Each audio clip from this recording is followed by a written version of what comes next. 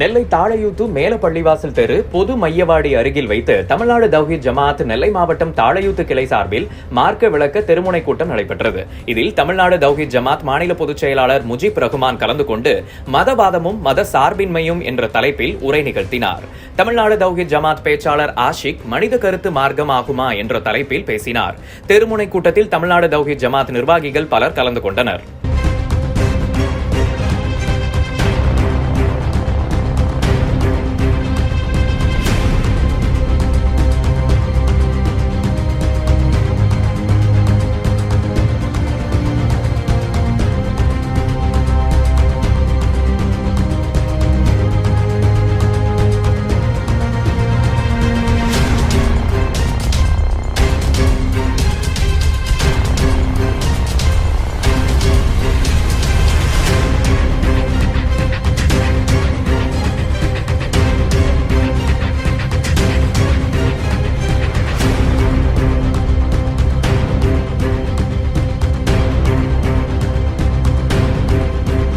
தமிழ்நாடு தௌஹீத் ஜமாத் நெல்லை மாவட்டம் தாழையூத்து கிளையில் இன்றைக்கு ஒரு மிகப்பெரிய பொதுக்கூட்டம் நடைபெற்றுக் கொண்டிருக்கிறது. தமிழ்நாடு தௌஹீத் ஜமாத் சார்பாக தமிழக அரசிற்கு நாங்கள் வைக்கக்கூடிய முதல் கோரிக்கை என்னவென்று சொன்னால், திராவிட முன்னேற்றக் கழகம் ஆட்சிக்கு வந்த பிறகு கருணாநிதி அவர்கள் முதல்வராக இருந்த பொழுது இஸ்லாமியருக்கு 3.5% இடஒதுக்கீடை வழங்கினார். அந்த இடஒதுக்கீடை அதிகப்படுத்தி வழங்க சொல்லி தமிழக முதல்வர் ஸ்டாலின் அவர்களை தமிழ்நாடு தௌஹீத் ஜமாத் நிர்வாகிகள் சந்தித்து மனு கொடுத்திருக்கின்றோம். பல்வேறு மாநாடுகளிலும் பொதுக்கூட்டங்களிலும் தீர்மானம் நிறைவேற்றியிருக்கின்றோம். சென்ற முறை இஸ்லாமியருக்கு இடஒதுக்கீடு அதிகப்படுத்தி தருவோம் என்ற வாக்குறுதியை ஸ்டாலின் அவர்கள் கூறியிருந்தார்கள். திமுக ஆட்சிக்கு வந்து 4 ஆண்டு நிறைவடைந்து விட்டது.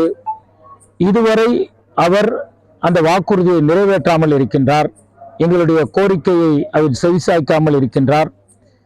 இருக்கக்கூடிய ஓராண்டுக்குள் இஸ்லாமியர்களுக்கு அந்த இடஒதுக்கீடை உயர்த்தி வழங்கினார் என்று சொன்னால், நிச்சயமாக இஸ்லாமிய சிறுபான்மை சமூகம் அதற்கு நன்றி கடனாக 2026 தேர்தலில் தகுந்த பதிலை திராவிட முன்னேற்ற கழகத்துக்கு வழங்குவார்கள்.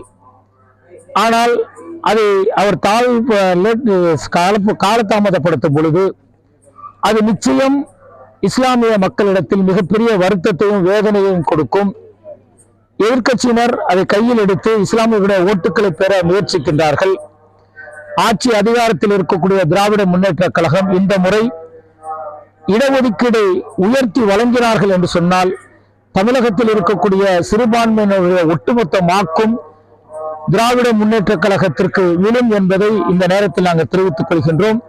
எங்களுடைய கோரிக்கையாகவும் மீண்டும் முதல்வருக்கு வலியுறுத்தி கோரிக்கொள்வது, இடஒதுக்கீடை 3.5% இடஒதுக்கீடை உயர்த்தி வழங்குங்கள். அது சிறுபான்மையினுடைய எதிர்காலத்திற்கு மிக மிக அவசியமான ஒன்றாக இருக்கிறது என்பதை இந்த நேரத்தில் தெரிவித்துக் கொள்கின்றோம். அடுத்ததாக, தமிழகத்தில் குறிப்பாக மதுரை திருப்பரங்குன்றத்தில் அந்த திருநீர் மலை தொடர்பாக ஏற்பட்ட சச்சரவை தமிழக அரசு முறையான வகையில் கையாளவில்லை என்பதை நாங்கள் இந்த நேரத்தில் எங்களுடைய அதிருப்தியை தெரிவித்துக் கொள்கின்றோம்.